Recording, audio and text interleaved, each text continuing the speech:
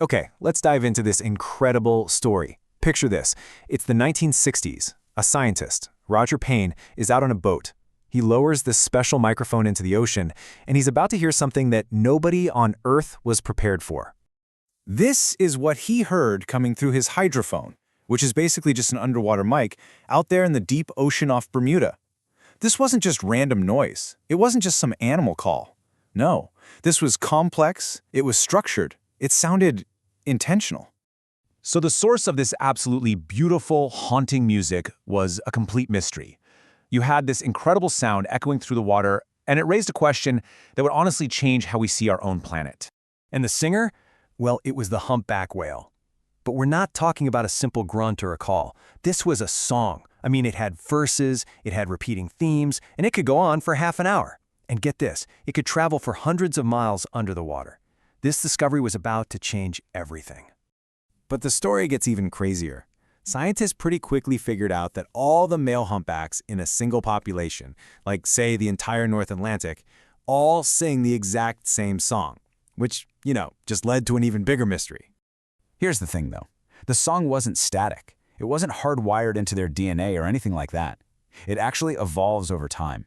They add new musical phrases, they drop old ones. It's like a living, breathing piece of music. And scientists were actually able to watch this happen in real time. They started tracking a brand new melody, a totally new phrase that popped up in the songs of the whales off the coast of Australia. Now, this wasn't like a new song dropping on the radio overnight. It was a gradual spread. This new musical idea started to ripple outwards, making its way across the vast Pacific Ocean. And this is where it all clicked. That new phrase that started way over in Australia, eventually it was heard in the songs of totally separate whale populations thousands of miles away. It was basically their version of a hit song going platinum across the globe. So, what does this all mean? Well, it means this wasn't instinct. This is culture.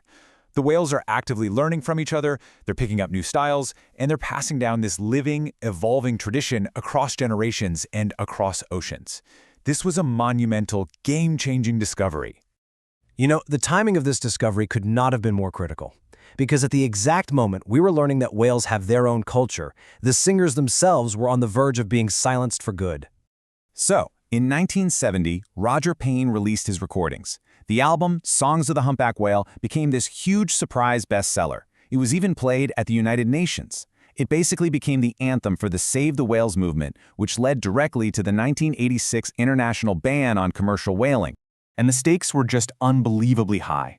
By the time that record came out, centuries of commercial whaling had just decimated the global humpback population. They'd gone from over 125,000 down to only about 10,000. They were right on the brink of extinction. But thanks to that cultural shift, thanks to people actually hearing their music and realizing what was at stake, their population has rebounded to about 80,000 today. It is truly one of the greatest conservation success stories in history.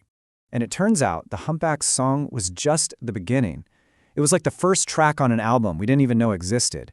It opened our ears to a really profound revelation. The ocean is absolutely teeming with unique, ancient, non-human cultures.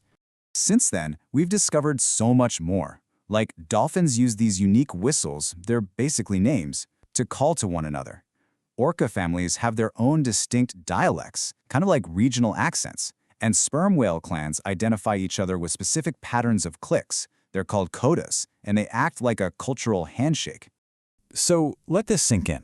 For most of human history, we just assumed we were the only species on the block with any meaningful culture. We were so wrong. For millennia, complex civilizations have been thriving right here on Earth, completely hidden from us, right beneath the waves. Knowing this, it fundamentally changes our relationship with the ocean, doesn't it? It reframes what's actually at stake, and it really highlights our responsibility now in this modern era. I mean, their songs forced this massive shift in how we see things. We went from the old view, seeing whales as just a resource to be harvested, to a new view, recognizing them as intelligent beings with their own music, their own traditions, their own history. But today, these ancient cultures are facing very new and very pervasive threats. The constant drone of shipping traffic creates this wall of noise pollution that can literally drown out their songs. Climate change is messing with their migrations and food. These ancient traditions are incredibly fragile. And yet, despite all of it, they continue. Their songs are still crossing the oceans. It's this powerful testament to their resilience and a constant reminder of the vibrant living world that we're all a part of. Which really leaves us with a final and pretty profound thought. Now that we can finally hear them, we have to ask ourselves a totally new question. Are we just protecting a species? Or have we become the unlikely custodians of entire non-human civilizations?